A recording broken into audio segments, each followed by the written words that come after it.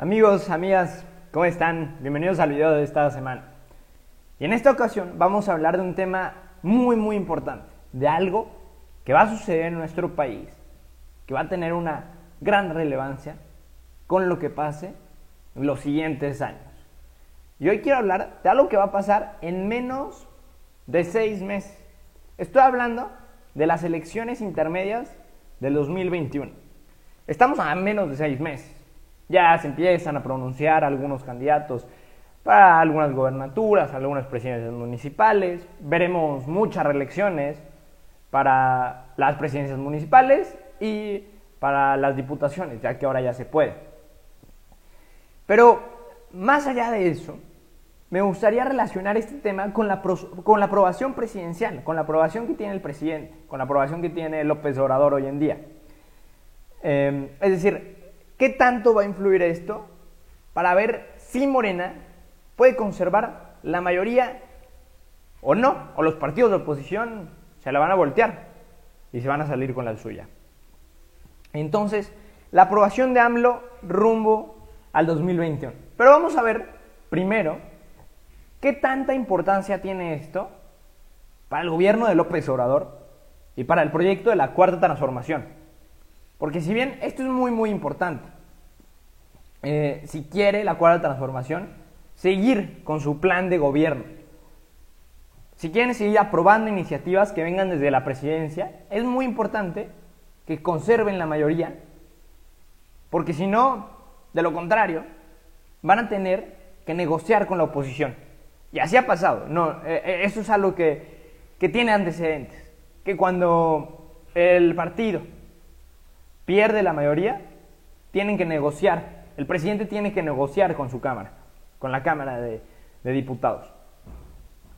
En este caso, claramente, Morena quiere conservar la mayoría, precisamente para esto que les comento. Entonces, Andrés Manuel juega un rol muy importante en esto, porque no creo que quiera negociar con los partidos de oposición. Y no tiene con qué, más bien. Los partidos de oposición mucho menos van a querer negociar con él.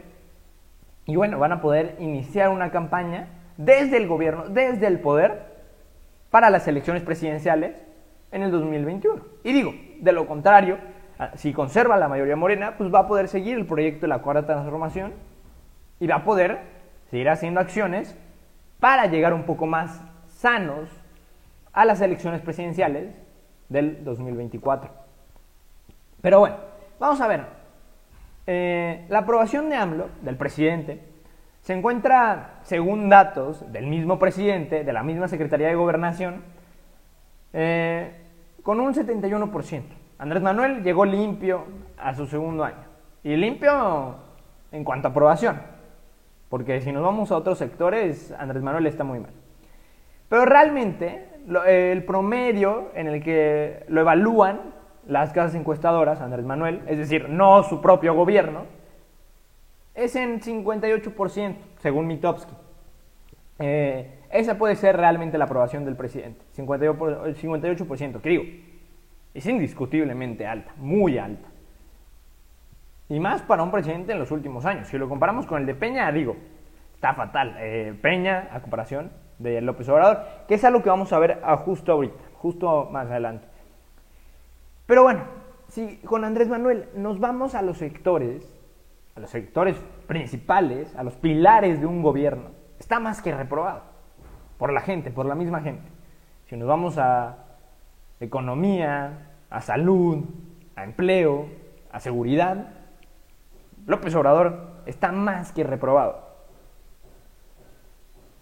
Y bueno, quizá en los únicos aspectos en los que se pueda salvar López Obrador es en programas sociales y en el sector educativo. Son los dos que puede salvar.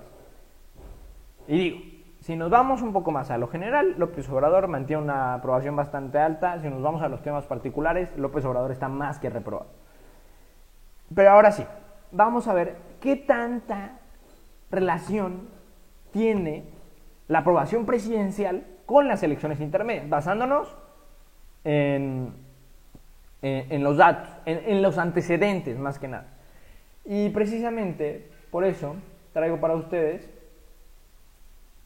esta comparación de la misma casa encuestadora de Mitofsky, comparando a los últimos presidentes. Ahí se encuentra Peña Nieto, Calderón, Fox, Zedillo, Salinas. Podemos ver que el que más alta aprobación tenía era Salinas. Digo, también eran otros tiempos. Pero el que más alta aprobación tenía era Salinas. Después tenemos a Fox. Después tenemos a AMLO. Después tenemos a Zedillo, a Fox. Y al final tenemos a Peña Nieto. Que digo, que aún así esos números están muy, muy inflados. Peña Nieto quizá terminó su sexenio con el menos del 20% de aprobación. Pero bueno, esto precisamente fue al segundo año de gobierno de cada uno de los presidentes, de los expresidentes, y ahora del presidente López Obrador.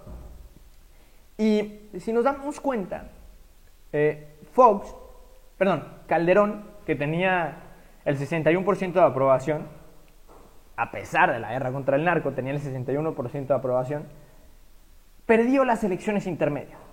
Perdió las elecciones en el 2009. Había ganado en el 2006 la mayoría en el Congreso, en la Cámara de Diputados, y en el 2009 la pierde. Porque podemos ver que la importancia de todo esto, de las elecciones intermedias, es que te dan un respiro a los partidos, a todos los partidos. Y por ejemplo, en el caso de Fox, podemos ver que no las ganó ni a inicio de su gobierno, es decir, Fox ganó la presidencia pero no ganó las cámaras. Y a mitad de su gobierno tampoco logró ganarla. Es decir, siempre estuvo a contracorriente y tuvo que negociar, o en muchas ocasiones no lo dejaron hacer muchas cosas. Y en este caso es lo que podría pasar en un supuesto que Morena pierda la mayoría en la Cámara de Diputados. Tendría que llegar a esas negociaciones, o de lo contrario, no se aprobarían muchísimas cosas. Entonces podemos ver que Calderón perdió las elecciones intermedias. El Partido de Acción Nacional perdió las elecciones intermedias, a pesar de que tenía el control de la Cámara. Y podemos ver todo lo contrario con Enrique Peña Nieto, que Enrique Peña Nieto tenía una aprobación pésima y aún así logró que el PRI ganara las elecciones intermedias en el Congreso y en la Cámara de Diputados, a pesar de su aprobación. Entonces, con estos antecedentes, podemos ver que realmente la aprobación del presidente no se transforma realmente en votos para su partido. Sin duda influye mucho, porque en 2015 tú ponías la cara de Enrique Peña Nieto para el PRI y espantaba a los votos. Todo lo contrario de lo que hace hoy Andrés Manuel con Morena, que atrae a los votos, porque Morena solo no puede, pero eso es algo que vamos a hablar más adelante. Entonces, no hay realmente una relación entre la aprobación del presidente y las elecciones intermedias. Lo pudimos comprobar tanto con Fox, que no pudo ganar las cámaras nunca, con Calderón, que a pesar de que cuando llegó a la presidencia tuvo el control de la Cámara de Diputados, pero no logró mantenerlo a pesar de su buena aprobación.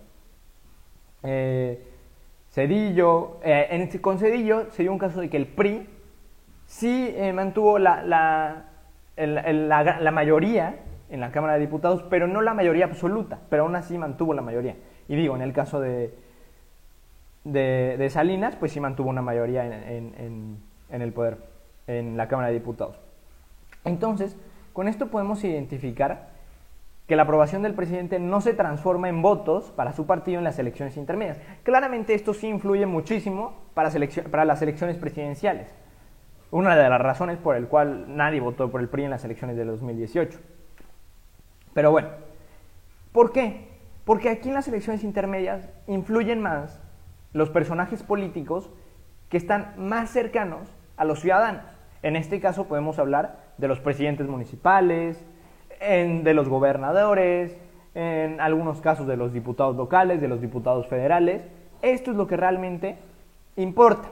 Y es por eso que vamos a pasar al siguiente tema, sobre las candidaturas. Y en esta elección va a depender mucho de los gobernadores, de los presidentes municipales que vayan a ser candidatos. Porque, digo, a Morena no se está jugando nada en esas elecciones, hablando en temas de las gobernaturas, de los estados. Porque de las 15 gobernaturas, Morena solo se está jugando una, que es en Baja California. donde gobierna Jaime Bonilla, con el 35% de aprobación, ubicándose en el puesto número 11. Entonces, Morena realmente solo se está jugando una gobernatura, al contrario del PRI, que se está jugando la mayoría, que se está jugando 9. Que bueno, los totales de estados que gobierna el PRI son 12, entonces está jugando más que la mayoría. El PAN se está jugando 4 estados, y bueno, tenemos al Independiente, que es el Bronco, en Nuevo León.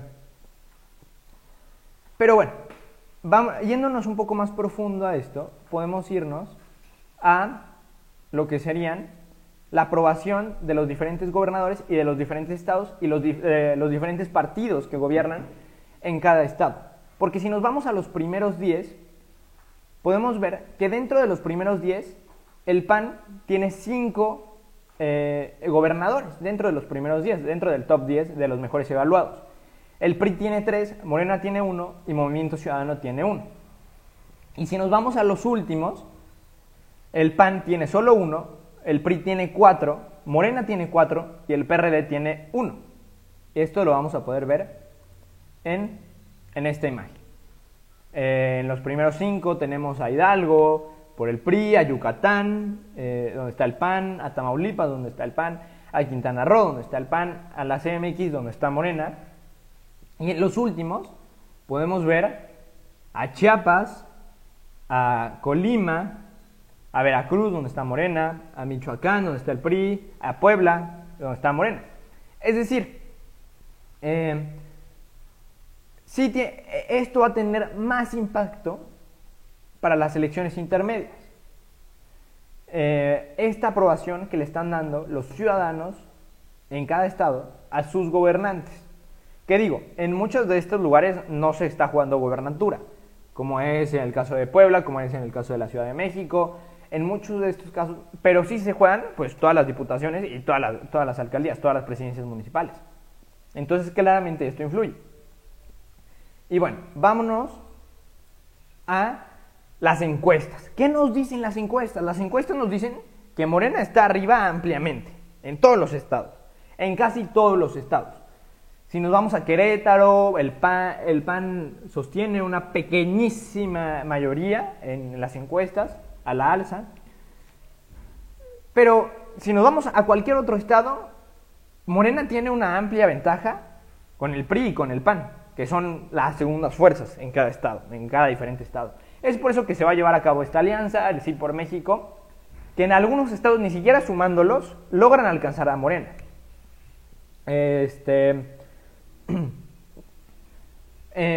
Pero por ejemplo, me gustaría recalcar mucho el caso que se da en Nuevo León y en Chihuahua, 2 estados del norte, donde claramente Morena no tiene alcance allá. Se me hace raro que claramente esté muy alta la preferencia de voto hacia Morena, ¿no? Pero repito, son estados donde no gobierna Morena, porque si nos vamos a los estados donde gobierna Morena, las encuestas, bueno, la aprobación en dado caso, porque en este caso no son encuestas, sino la aprobación, se inclina más hacia, la desaprobación se inclina más hacia los gobernantes de Morena.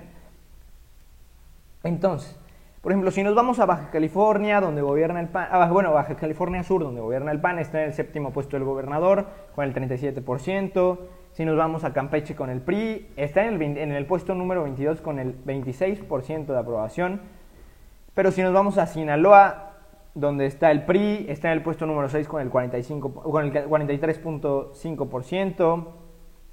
O si nos vamos a Chihuahua, donde está el PAN con el puesto número 21, con el 27.1% de aprobación. Es decir, te tienes que ir a diferentes estados de la República. Pero bueno, también, otra cosa que las encuestas no dicen es que en muchos estados, quien le gana a Morena son los indecisos, los que no saben. Es lo único que le gana a Morena. Los indecisos son los que le ganan a Morena. ¿Y por qué? Porque la gente no sabe que hay elecciones. La mayor parte de la gente no sabe que hay elecciones.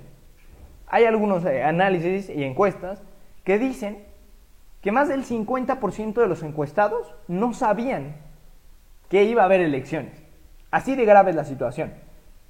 Entonces, claramente esto pone el panorama esto le da la vuelta al asunto, porque la gente no sabe que hay elecciones. ¿Por qué? Porque claramente todavía no se saben todos los candidatos. En algunos lugares, como lo mencioné al principio, ya se empiezan a nombrar a algunas personas, pero no realmente. Estas encuestas nos van a mostrar un poco más la realidad cuando ya se den las campañas.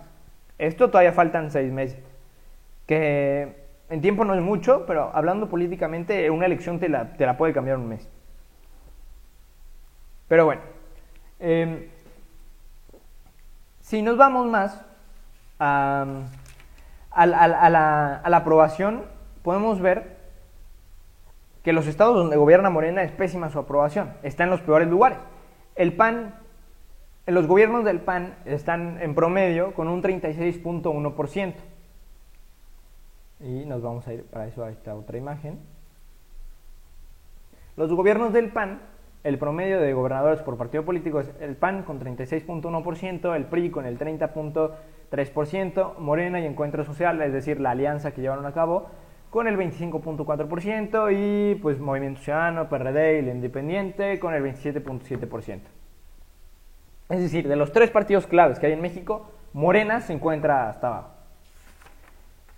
Y pues bueno, al final estos son los resultados. Estos no son encuestas, estos sí son los resultados de no preferencia de voto, sino de la aprobación de los diferentes gobernantes. Y también, si nos vamos a la aprobación de los presidentes municipales, puedes ver que en los primeros lugares hay municipios donde los presidentes municipales son del PRI, del PAN, 4 son del PAN, de los primeros 100 de todo el país, 4 son del PAN, 2 son del PRI, otros 2 son del PRD y otros 2 son de Morena.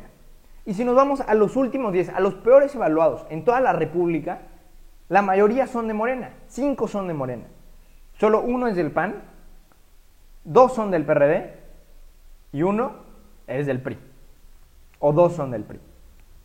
Me parece que así está la estadística, si no me equivoco.